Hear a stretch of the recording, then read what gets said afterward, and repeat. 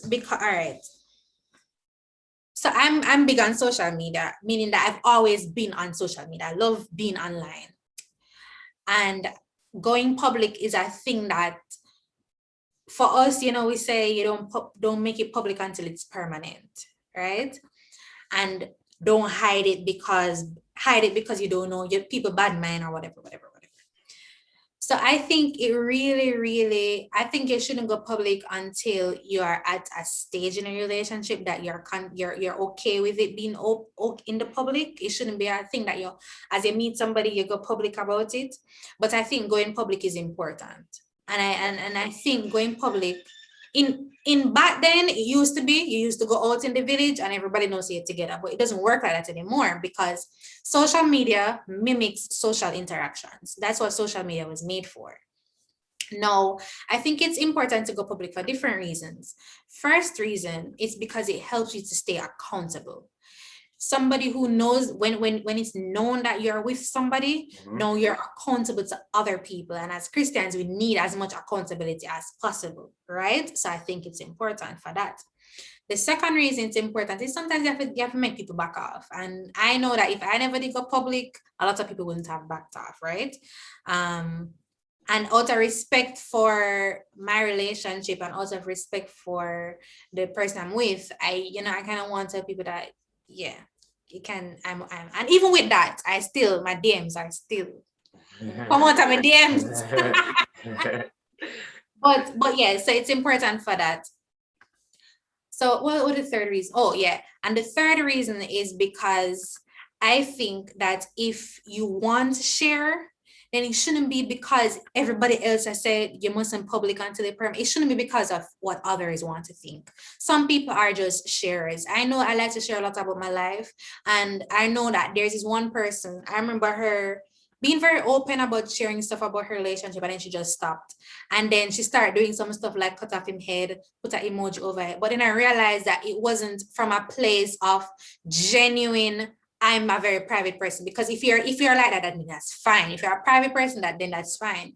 But for just gimmicks and just because other people said it, I don't think that should be the premise of it, right?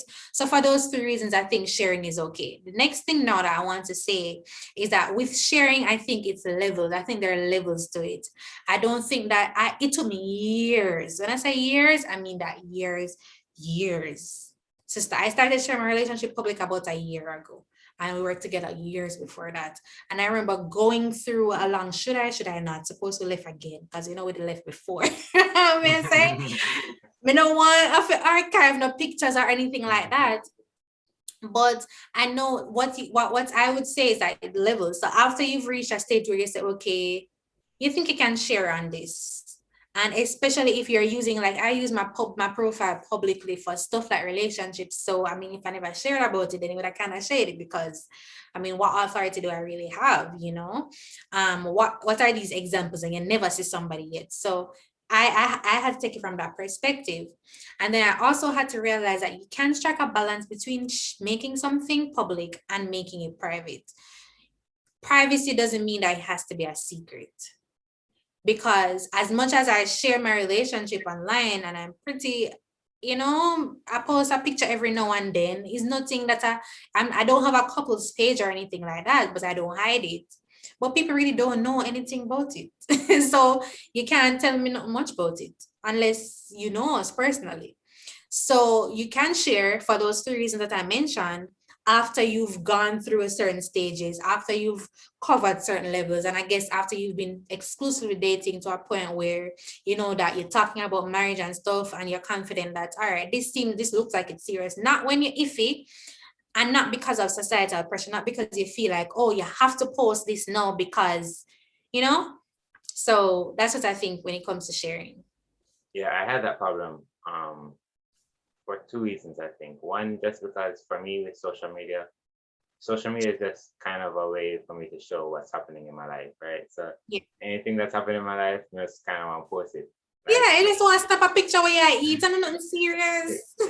And in recent times, I've really had to pull back on that. I was like, yo, I'm kind of sharing too much. Mm-hmm. The other thing is, I do a lot of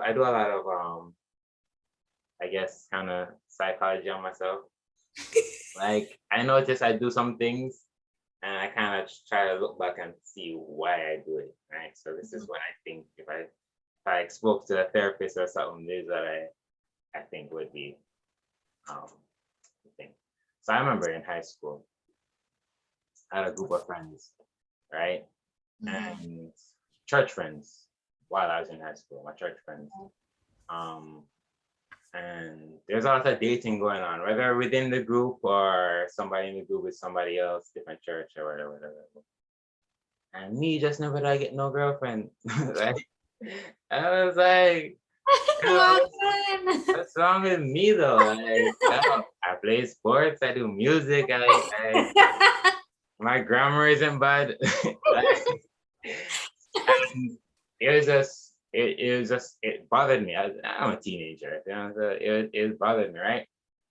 Right after high school, I got my first girlfriend. I want the world to know. No.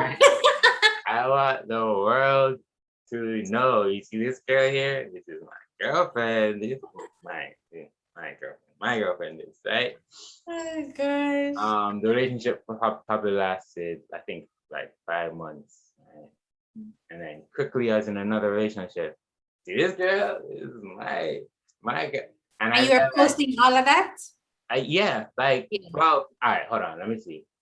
I'm now this is like when Facebook and then things just start get like high five, maybe. High five. But there have been posts on probably all of them. You know, I think about it. But that I don't think is healthy. right. So it's almost like having a girlfriend is almost like a form of currency, like some sort of clout type of thing. And so I was driven to go public. I wasn't going public for any of the reasons you gave, any of the constructive reasons, whatever. It was kind of almost like filling that void of those years where both me and everybody's like, yeah, I'm a girl. So it was like compensating for that. So yeah, and it's like years later, I look back at my behavior and certain things that I did, and I say, like, where did that stem from? So yeah, that's something. And even to this day, it's like it's something I always, even now, like if a friend come to New York right now and link up with me, I'm kind of reluctant to even post too much about it because I have so many pictures with like females up from those years that now it's almost like I have to like scale back like all this posting or whatever. So I mean, I have been even because I mean I do post a lot of stuff in general, and the last couple of weeks I have been pulling back because sometimes even with posting you forget to really be in the moment. You know, you get so caught up in posting that, you know, I've been going to stuff and people say, Zara, where's your camera? And I'm like, I'm off the grid today, because sometimes you really miss out because you're so caught up on capturing the right things and posting the right stuff. And then you post and people commenting. And it's something that sometimes you have to catch yourself and you have to evaluate. Like I do. I also am my own therapist. I do a lot of self-evaluation, and I try to evaluate everybody around me, but they won't allow me, right? But I do a lot of self, and I say, Zara, no, you go wrong for this. You shouldn't do this, or why you think that this was necessary, you know? So I know that I have been pulling back because when you're a content creator and you're trying to create content, sometimes it can get out of hand and you have to like tell yourself that, so you can keep some things for yourself. some things are to be for your circle, and your circle, at the end of the day, when something is wrong, you don't go on Instagram and say, hi guys, I'm going through XYZ. You know, you call your friends. So why can't you allow this moment to be enjoyed for what it really is, a moment, and not just a piece of content, you know? Right. So. I remember in 2019, my favorite musician, his name is Corey Henry, and he came to Brooklyn where I live to do a concert. And I remember when he came out onto the stage, I can't describe the feeling, like just seeing him, like, this is something I've been watching for years, but online. But he was just like there, like, he's right there.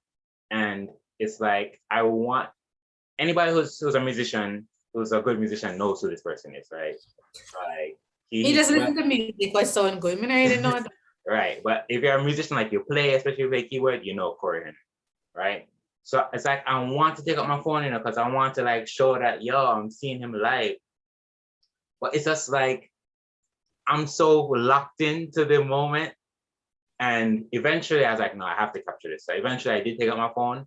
But for those moments when I was recording, the experience wasn't the same.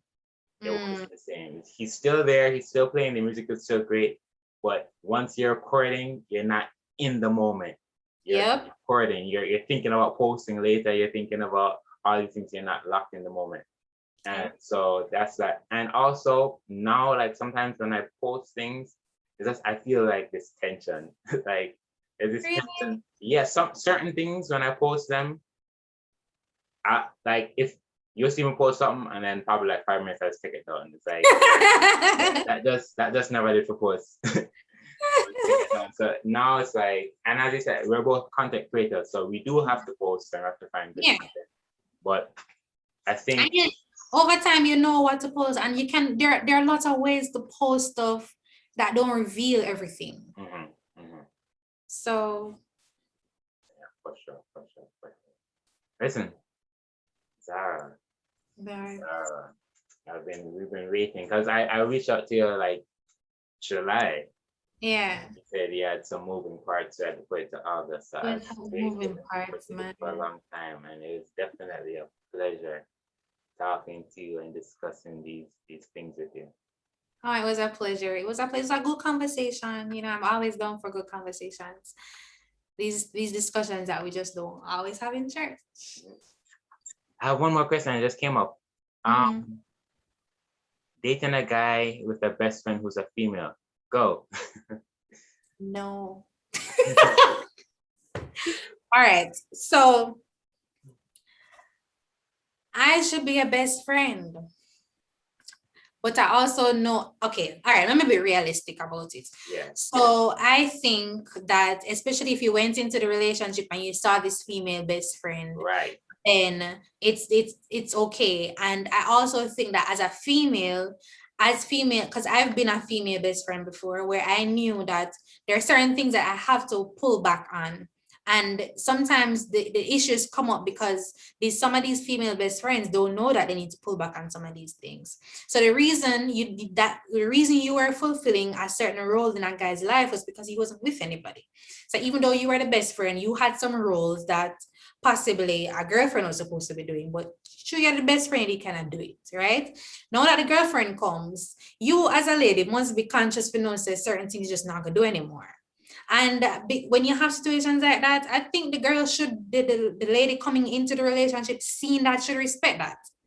Now, what I do have a issue with is when you go out to go find a new female best friend, a best friend to get so close to while we're in a relationship. To me, I personally just don't feel comfortable with that, because to build a relationship and to build a friendship takes work and it takes time. So that time when you were building that, why we never did that develop? Why we never did that grow? You know, because this is during our relationship. When did you find all that time? Especially if it's like a school friend, a mutual work friend where you're spending time, then that's different. But outside of that, then there's a lot of explaining to do. Trust plays a major role in it as well, and understanding. But I think one of the biggest things, I had a friend one time, we were pretty close. When he started dating, I knew that I had to take a step back and I did. And they eventually got married, and the wife was still just not comfortable with our relationship. And because I knew that, I just had to take a step. We're still friends, no, but I just knew that we just can't be as tight, because we used to be tight. We used to have him passwords for him in emails, because I used to help him send out job applications and stuff. And I just knew that I had to take a step back. Did I like it? No. Was it a positive experience? No, because I felt like I was losing my friend. But I knew that I couldn't have been doing this stuff for him. I knew that I couldn't play the role in his life that I was playing when he had somebody, because that to me is disrespectful. And I also knew that it just never worked. It just never worked well, because she has no reason to trust me, you know. She has no reason at all to trust me. While she can trust the man, she has no, because she don't know you. Right. The female don't know you, so she really has no reason. So I have to take a step back, and I do recommend that even if you're in a situation like that, as the female, you have a role to play too. It's not always about what the guy. Sometimes the guy always says, "Cause as we said, sorry, dear," but sometimes guy naive, them don't realize. So you have to take a step back, and you have to say, "Yeah, we used to talk 11, 12 o'clock at night and chat about foolishness, but we just can't do that anymore." Because you're dating somebody exclusively now, and I feel like you should be talking to her at that time of the night, so stuff like that. You're dating a guy, he he has an ex, but they're still friends. What kind of friend? What do you need to be friend? So wait. At this point, you might as well just hit the subscribe button, like this video, and check out the last part of this 7-part conversation where we're going to be discussing your partner being friends with an ex. We're also going to talk about being cheated on and if forgiveness is ever appropriate. Check it out right here.